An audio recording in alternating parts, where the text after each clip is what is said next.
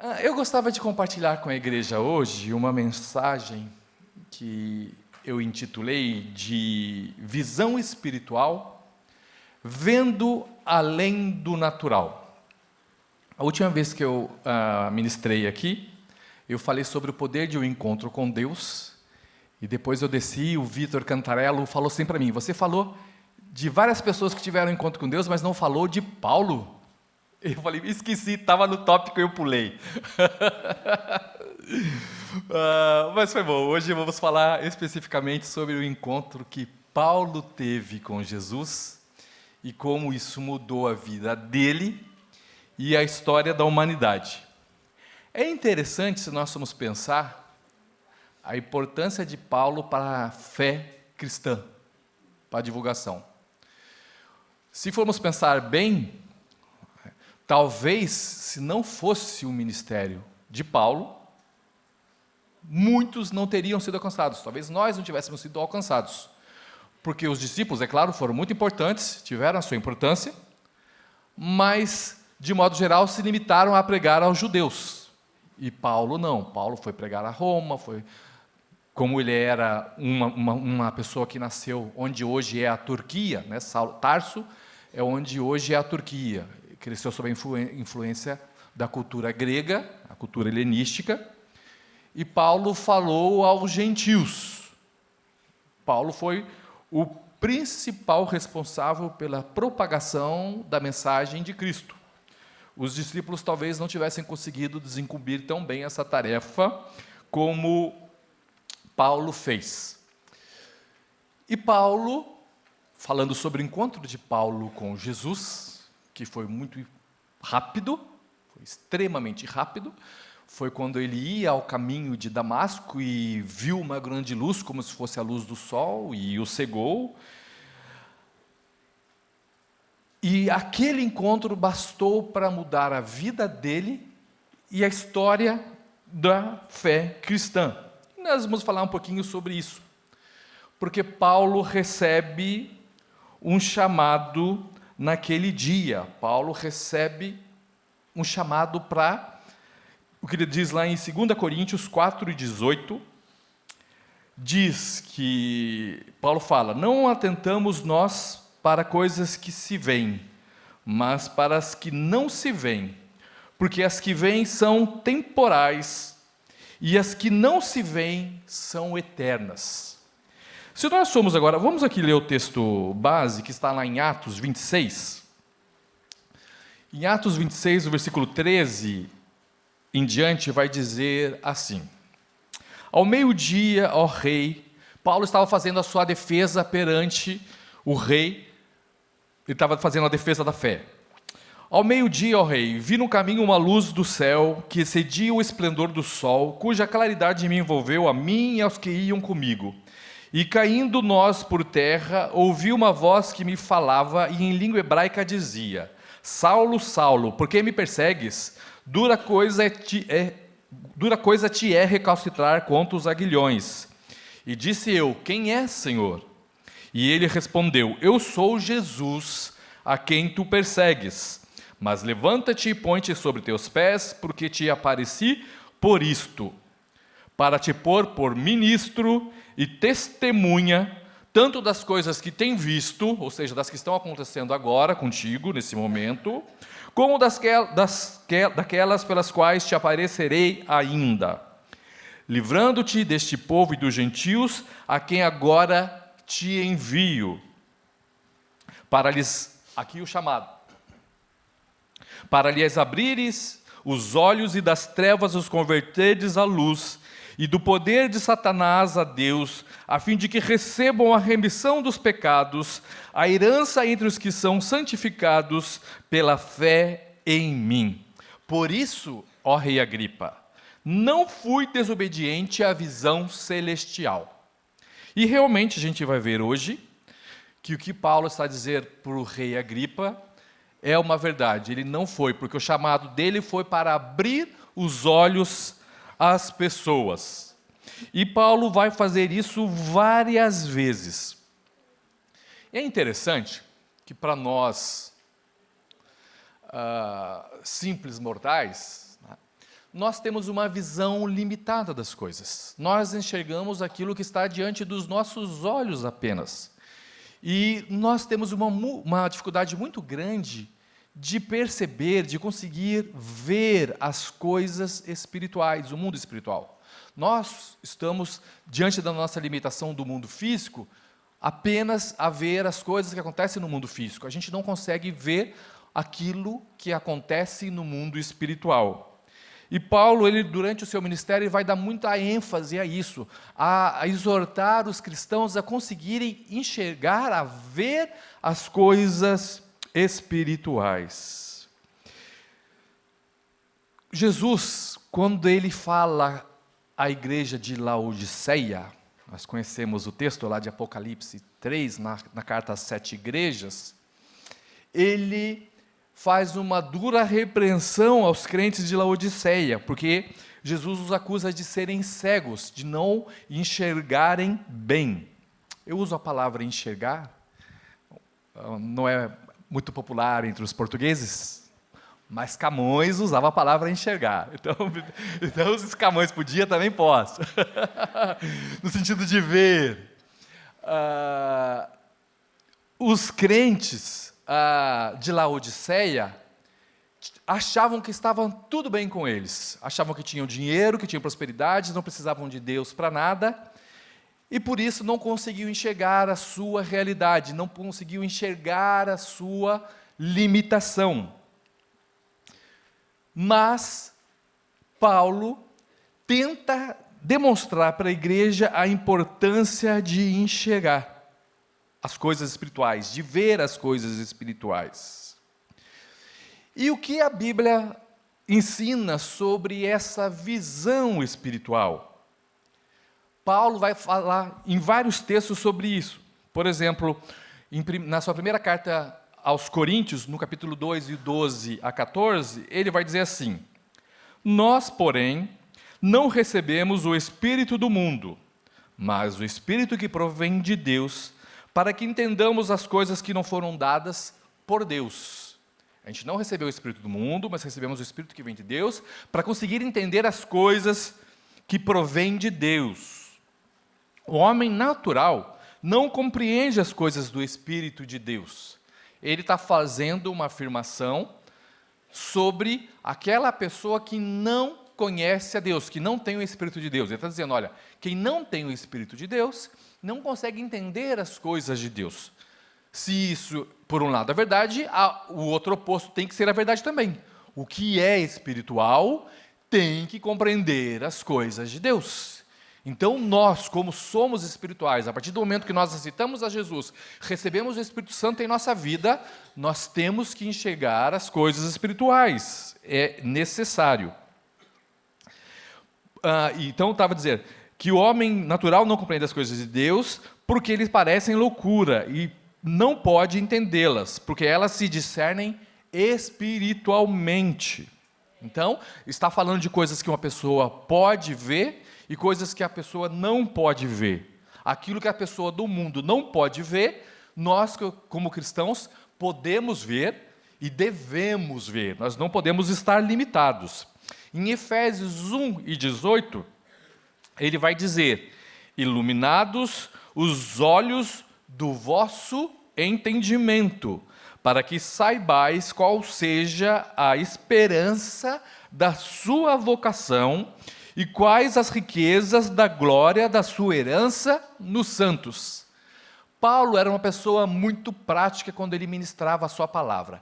Ele sempre falava uma aplicação prática daquilo que estava acontecendo com as pessoas para as quais ele enviava a carta, mas ele sempre queria manter uma visão escatológica nas pessoas. Tanto que ele fala, por exemplo, olha, se nós esperarmos em Cristo somente nessa vida, somos os mais miseráveis dos homens. E várias vezes ele faz a alusão às coisas eternas, às coisas espirituais, aquilo que Deus tem guardado, preparado, reservado para nós, o nosso galardão eterno, a vida eterna. E Paulo quer deixar isso muito claro. Essas coisas, para a gente conseguir ver, vislumbrar, nós precisamos ter discernimento espiritual. Em Colossenses 1, 9 e 10, ele vai dizer: por essa razão, não cessamos de orar por vós e de pedir que transbordeis do pleno conhecimento da sua vontade, e em toda a sabedoria e entendimento espiritual. Aqui, novamente, Paulo falando sobre a importância do entendimento espiritual nas nossas vidas. Basicamente, ele diz algumas coisas que a gente precisa entender sobre a visão, né? Ele está destacando que é preciso estar atento para as coisas que não se veem. Porque a nossa tendência, quando a gente está num momento de prova, de luta, de dificuldade, nós olhamos apenas aquilo que está diante de nós. Quando nós temos diante de nós um diagnóstico de uma doença que não tem cura, a nossa tendência é desesperar, ficar receoso, vou morrer. Mas a gente não pode olhar só para aquilo que está diante de nós, porque nós sabemos que existe um mundo espiritual, e é um mundo que a gente, embora não possa ver com os nossos olhos humanos, ele está acessível através dos nossos olhos da fé, e nós temos que sempre lembrarmos disso. Nós precisamos ter os nossos olhos iluminados. Como que nós iluminamos os nossos olhos? Lá no Salmo 119, a Bíblia vai dizer, o salmista vai dizer, que lâmpada para os nossos pés é a sua palavra. Então, nós precisamos ter sempre isso diante de nós. E é interessante que na Bíblia nós temos exemplos de algumas pessoas que tiveram uma visão espiritual muito desenvolvida, muito aguçada, ou num momento muito importante da vida delas. Eu já falei aqui algumas vezes de Estevão, mais de uma vez eu já citei Estevão. Estevão, no momento mais difícil da vida dele, quando ele estava sendo apedrejado, ia ser morto, martirizado, ele não via nada com os seus olhos humanos. Deus abriu a ele os olhos espirituais, e o que ele via não era pessoas raivosas arremetendo pedras contra ele. O que ele via era os céus abertos e Jesus à direita do Pai no trono celestial. Era essa a visão que ele tinha. A visão espiritual pode nos ajudar a passar pelo momento mais difícil da nossa vida sem sequer tomar conhecimento. Estevão, quando a gente vê a postura dele, em vez de estar assim, em defesa, ele estava em exaltação a Deus. Era um comportamento totalmente incompatível com a situação que ele estava vivendo, mas era compatível com aquilo que ele estava vendo. Ele estava vislumbrando a glória de Deus. Então, o que ele estava sentindo no corpo físico, para ele, acabou ficando em segundo plano, porque ele estava com os olhos no trono de Deus. Ele viu a bênção no momento mais difícil da vida dele. Outro exemplo de pessoa, duas pessoas no caso, esse exemplo é ótimo, porque ele mostra uma pessoa com a visão espiritual e mostra ao mesmo tempo uma pessoa sem a visão espiritual. Estou me referindo ao texto em que nós vemos lá em 1 Reis, no capítulo 6 e o versículo 17, Eliseu e Geazi, o moço de Eliseu. Aquele texto é interessante. O rei da Síria estava em guerra contra Israel e estava sempre a armar emboscadas para conseguir derrotar o exército de Israel. Mas toda emboscada que o rei da Síria armava, falhava. E daí o rei da Síria começou a desconfiar. Nós temos algum informante. Tem alguém aqui do nosso exército que está passando informação para os judeus. E daí uma pessoa fala para ele, não é rei. Nós não temos nenhum informante não tem ninguém do lado deles, ninguém foi vendido para eles.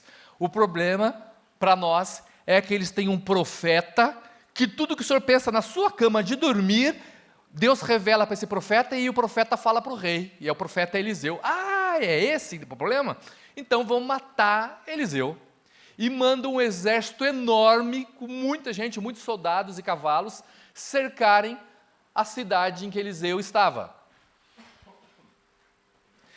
E de manhãzinha, muito cedo, acorda Geazi, sai na janela e vê aquele exército cercando a casa e entra em desespero. Ai, meu senhor, vamos morrer. Fala para Eliseu, olha o tamanho do exército.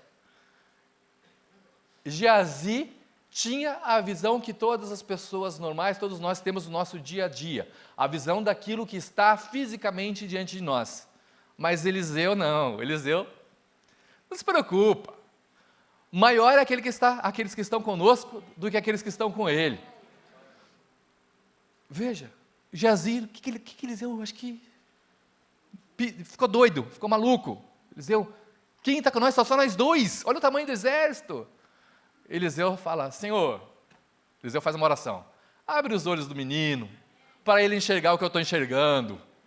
E quando Deus abre o olho de Geazi, que ele vê o exército de anjo em volta dele, ufa, daí fica imaginando lá, Geazi, a postura deve ter mudado, vem então, pode vir, vem então, quero ver vocês encarar agora, quem está em maioria, né? Eu fico imaginando a reação de quem estava morrendo de medo, e de repente aquela postura, opa, agora está em maioria, agora a gente ganha. Eu fico imaginando a cena, ali, nós temos duas pessoas, uma que tinha uma visão humana, e outra que tinha a visão espiritual. Eliseu já acordou vendo o cenário diferente de Geazi. A Bíblia não fala que Eliseu precisou orar para ver alguma coisa, não, simplesmente Geazi via o exército humano e Eliseu via o exército celestial, já era algo que estava nele. E nós devemos desenvolver essa visão espiritual na nossa vida todo o tempo, para não enxergar apenas as coisas diante da nossa perspectiva humana, com as nossas limitações. Precisamos ver as coisas como elas são, do ponto de vista espiritual. Um outro exemplo que nós encontramos na Bíblia, aliás, só uma observação. Nesse texto de Eliseu e Geazi, a visão que nós temos ali é uma visão que revela o ponto de vista de Deus, como Deus vê as coisas. E no nosso dia a dia, muitas vezes a gente vê as coisas pela nossa perspectiva, com a nossa limitação. Mas Deus está vendo tudo de cima. A visão de Deus é outra, é diferente da nossa. Por quê? Porque Deus não está condicionado ao tempo, Deus está acima do tempo. A gente vê o hoje, o aqui e o agora. Mas Deus, ele olha de cima, ele sabe tudo o que vai acontecer na nossa vida, no nosso passado, no nosso presente, no nosso futuro. Deus sabe de todas as coisas. Por isso que Deus vê de um ponto de vista diferente do nosso.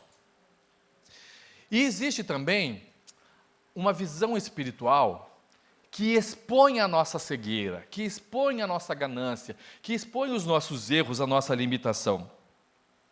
Lá em Números, no capítulo 22, o versículo 31, a gente encontra uma história muito interessante.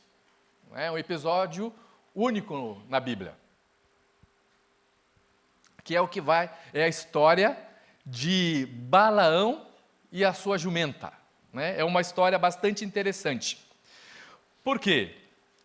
Porque naquele texto vai dizer que o rei precisava derrotar os judeus.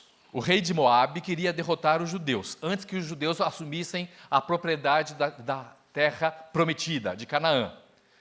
Só que depois que os reis em volta de Canaã ouviram falar de como Deus secou o rio para que o povo pudesse passar, e todos se encheram de medo, e é assim que a Bíblia diz, o coração deles se encheu de medo. E daí ele falou, eu preciso de algum reforço. E ele foi buscar ajuda de Balaão, porque Balaão era conhecido como uma pessoa que tinha poder nas suas palavras. Se ele amaldiçoava alguém, era, digamos assim, uma expressão brasileira, seria um macumbeiro, fazia um trabalho forte e amaldiçoava as pessoas, e se ele abençoasse, a pessoa era abençoada. A fama de Balaão era essa. E o rei de Moabe manda procurar o Balaão para que ele amaldiçoasse o povo de Israel, para garantir a vitória. E ele manda lá uns príncipes para procurarem Balaão, uma vez, duas vezes, 3 vezes, ele insiste. E é interessante que, inicialmente, Deus fala para não ir, depois fala, então você quer ir? Então, olha, vá, mas você vai fazer só aquilo que eu mandar. Você não faça nada do que eu não autorizar. Mas no caminho, quando ele está aí, montado na sua jumenta, a jumenta vê um anjo com uma espada de fogo desmanhada, preparado para matar o Balaão. E a jumenta desvia do caminho e se abaixa. O Balaão fica nervoso, bate na jumenta, a jumenta levanta e continua aí. O anjo se coloca dentro de um lugar que era estreito, duas rochas dos dois lados, era estreita a passagem, e mais uma vez a jumenta vai raspando, assim, encostando o pé de Balaão na rocha, e magoa o pé de Balaão, e ele bate na jumenta outra vez.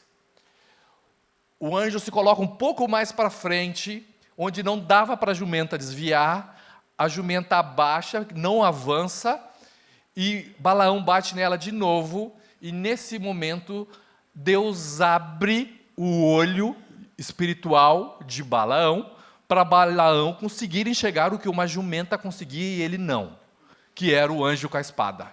E a jumenta ainda argumenta com ele. Ô seu burro, né, em outras palavras, parafraseando. Quanto tempo que eu te sirvo? Alguma vez eu te deixei... alguma vez eu fiz isso? Se eu estou fazendo é porque tem motivo, olha ali, está a ver agora? O anjo ali para te matar, e o anjo fala, olha, se não fosse ela, eu tinha te matado. Veja, que episódio interessante.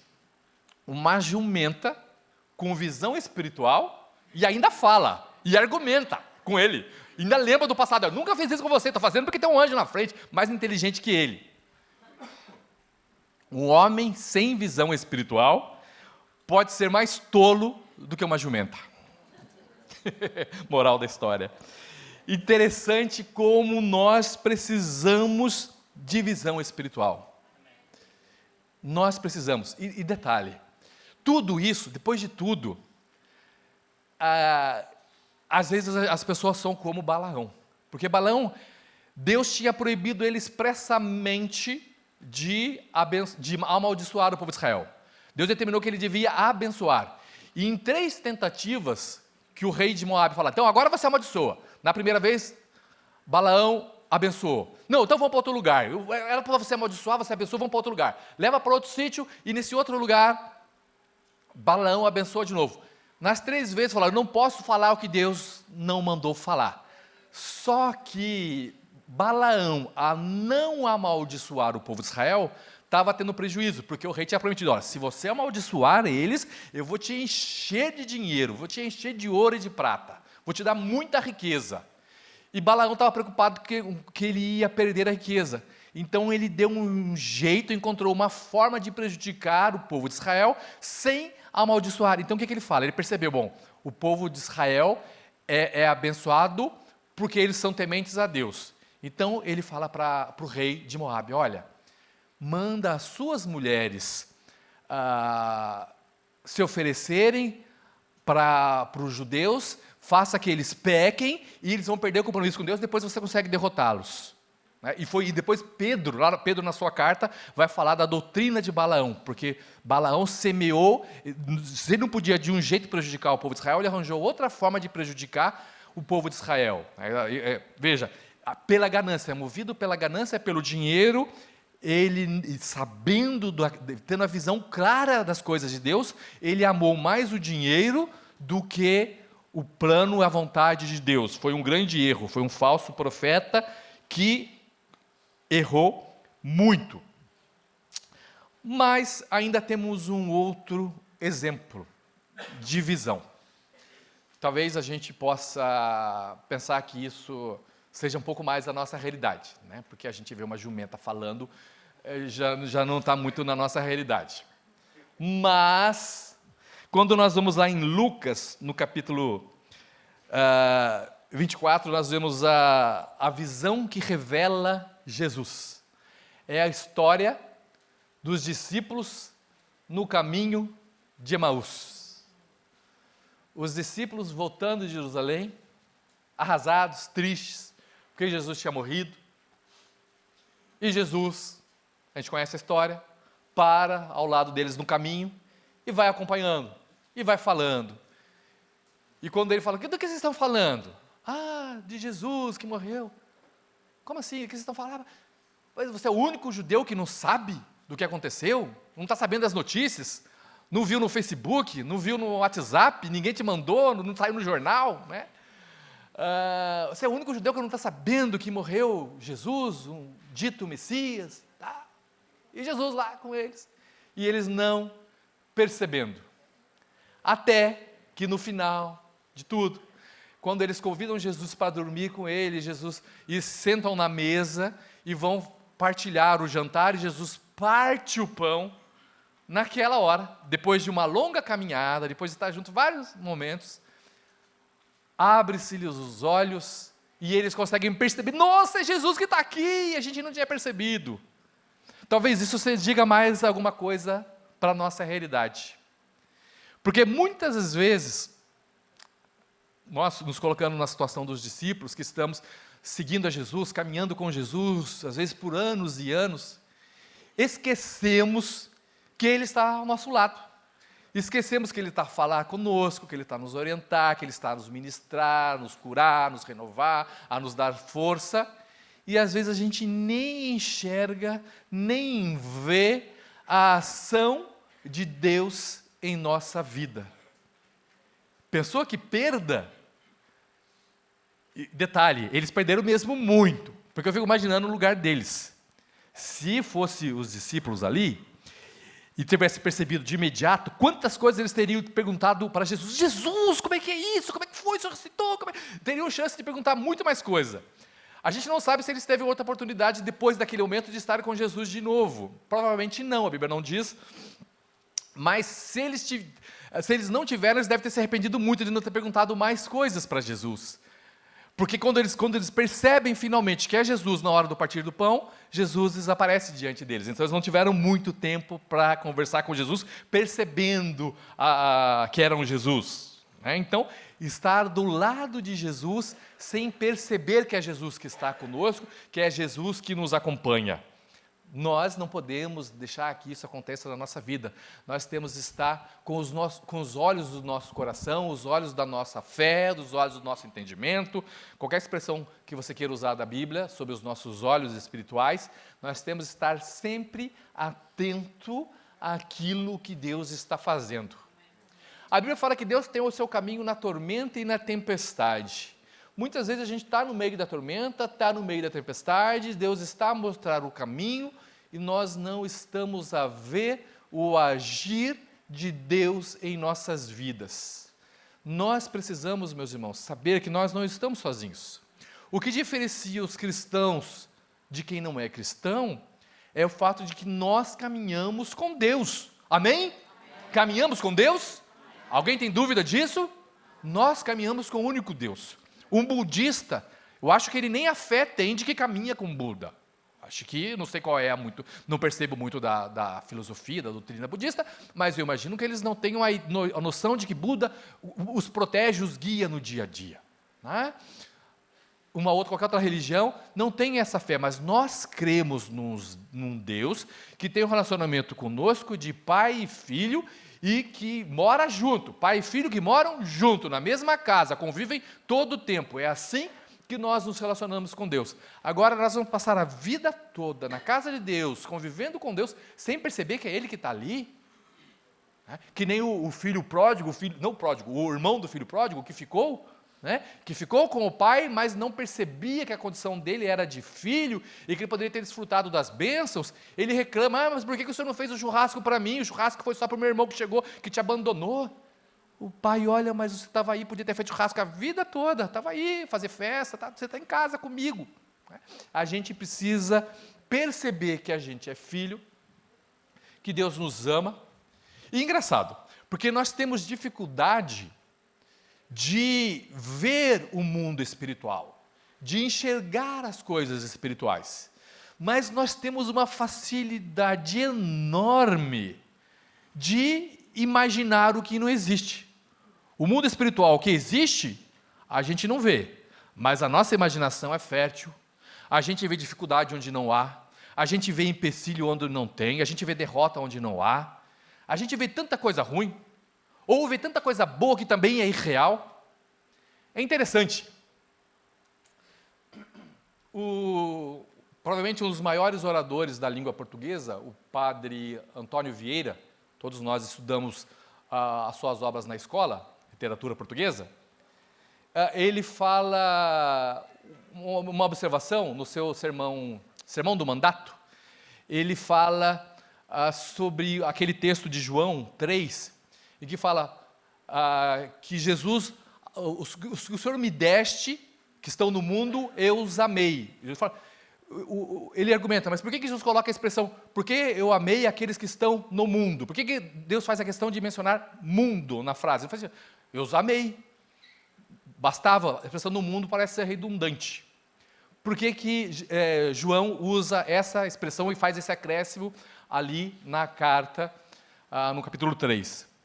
Porque quando Jesus fala que amou os que estavam no mundo, os seus discípulos que estavam no mundo, Jesus está a demonstrar que ele tinha uma visão realista da condição humana.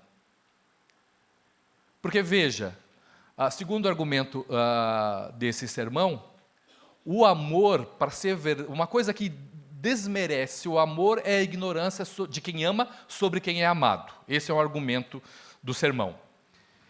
E o que diz ali? Ele está a falar que se nós amamos uma pessoa porque esperamos que ela seja leal e ela é infiel, o nosso amor perde o valor, porque nós amamos porque esperamos uma lealdade de alguém que não tem. Ou se nós amamos alguém porque achamos que aquela pessoa é nosso amigo e não é, então a gente tem que, só ama de verdade, o argumento é esse, só ama de verdade quem ama alguém conhecendo todas as falhas e todas as limitações. E quando Jesus ali no capítulo 3 do Evangelho de João fala que amou os que estavam no mundo, Jesus está mostrando que conhecia a nossa realidade. O maior amor do mundo foi o de Jesus, porque nós amamos, veja, a Bíblia fala que nós conhecemos a Deus como um espelho. Não temos uma visão real de Deus para amarmos a Deus como Ele é na sua plenitude ainda. Agora, Deus nos conhece até a menor das moléculas, os átomos. Deus conhece a nossa essência em tudo, conhece todas as falhas, todas as nossas imperfeições, e mesmo assim Ele escolheu nos amar.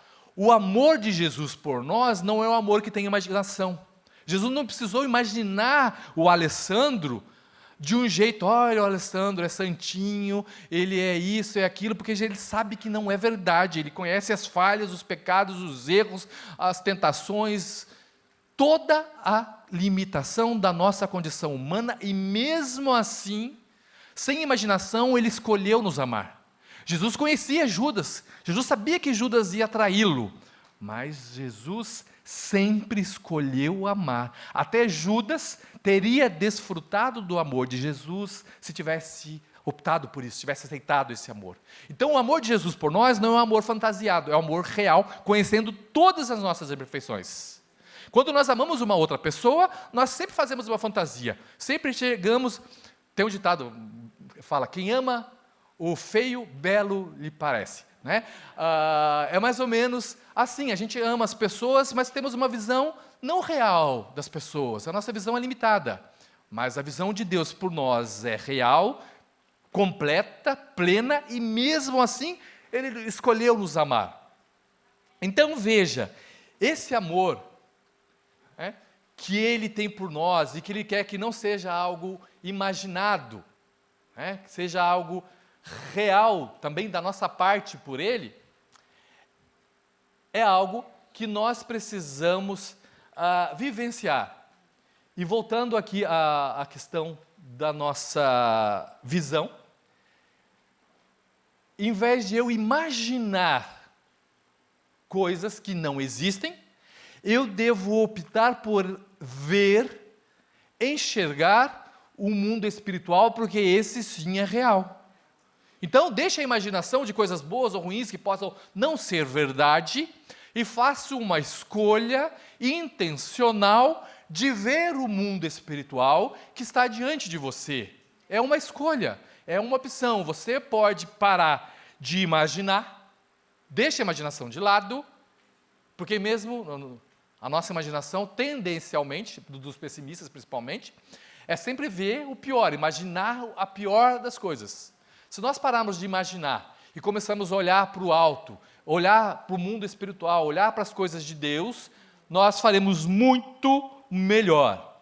E talvez nós não vamos cair no erro da igreja de Laodiceia, que foi advertida por Jesus, porque eles tinham tudo e achavam que não precisavam de mais nada.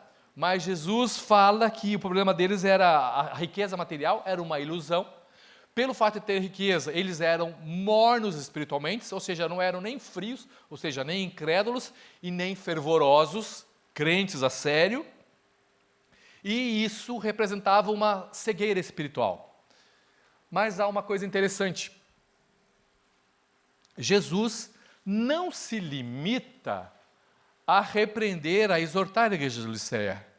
Ele vem com a solução. O que ele diz? Aconselho-vos que de mim compreis colírios para ungir os teus olhos e recuperar a visão.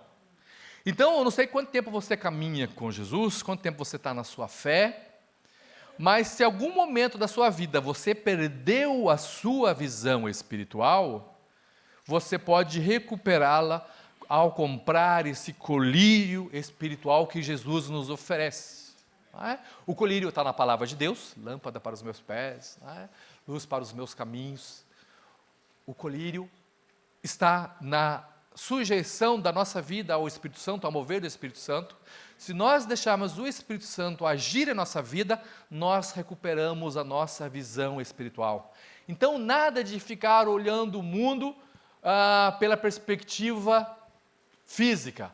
Nós podemos olhar para o mundo pela perspectiva divina, espiritual. Assim as lutas parecem menores. Imagina lá Josué e Calebe e os outros 10 espias em Canaã. A bênção era para todos. Eles tinham um exército de 600 mil homens que poderia entrar e dominar a terra, mas se acovardaram porque acharam que os homens que estavam lá eram grandes, em vez de confiar na promessa de Jesus, que era, se vocês forem, eu vou te dar a terra prometida. Só Josué e Calebe conseguiram ver o mundo espiritual, ver a promessa e acreditar nela.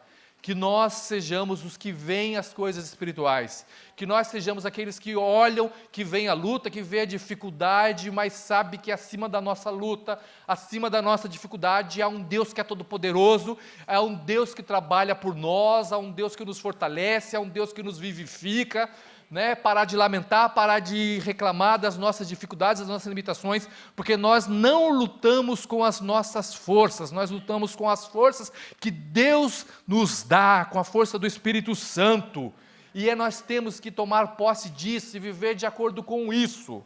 Amém, meus irmãos?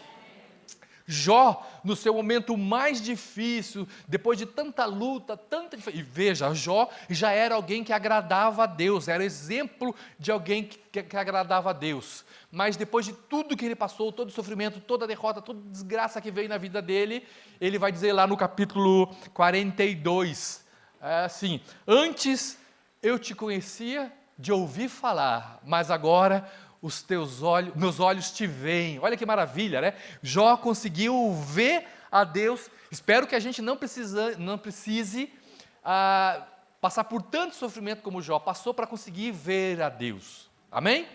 Deus os abençoe.